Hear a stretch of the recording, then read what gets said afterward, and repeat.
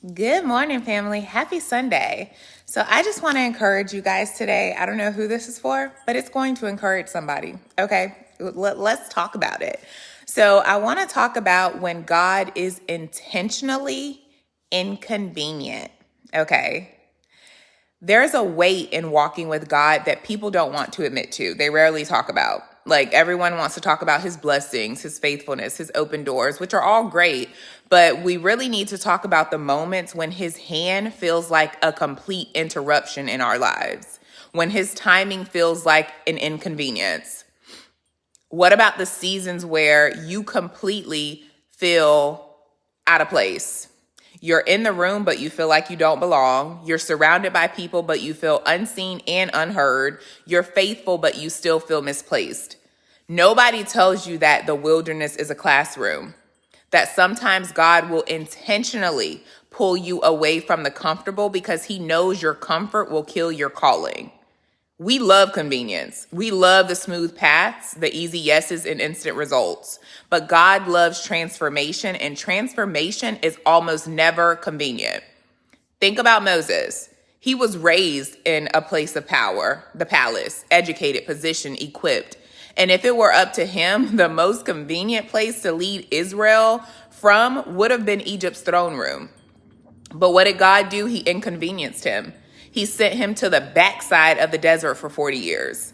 He stripped Moses of the title, the connections, and the power because God wasn't after what Egypt taught him. He was after what the wilderness could birth in him and through him.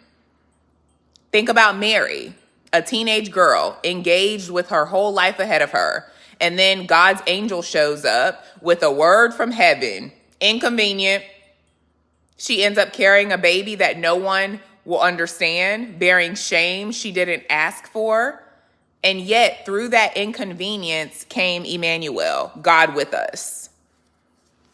God's inconvenience, guys, exposes our idols. The idol of belonging, for one. He lets us sit in spaces where we don't fit so we can stop worshiping people's acceptance.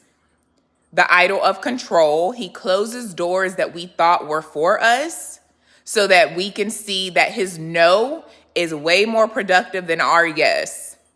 The idol of timing. He delays things we think we're ready for so that we learn the difference between desire and destiny. They are not the same. That's why it feels lonely. That's why it feels awkward. That's why you're wrestling with being out of place, because he's cutting ties that would have kept you small. He's removing cushions that would have let you settle. He's pushing you into rooms that you cannot navigate without him. God inconveniences you because he refuses to let you stay where you would die quietly. The wilderness does feel empty, absolutely, but it's where manna falls. The prison feels unfair, but it's the same place that made room for Joseph's gift.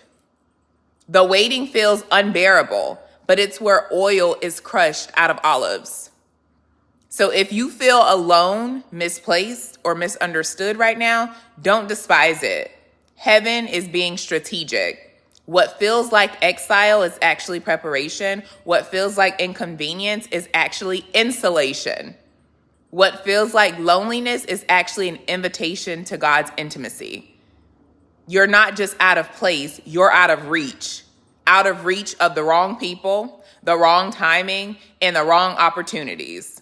And if you'll lean into this inconvenience, you'll see that the very thing that frustrates you is the thing that's saving you.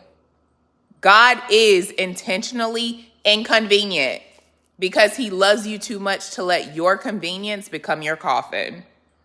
So some of y'all will catch what I just said. Some of y'all will take this meat, chew it, eat it, and you'll be full. And it will help you to push through whatever intentional inconvenience you're in right now. That's all I had to say. I hope you have a great Sunday. I pray that this blesses you, and we'll talk soon. Bye, guys.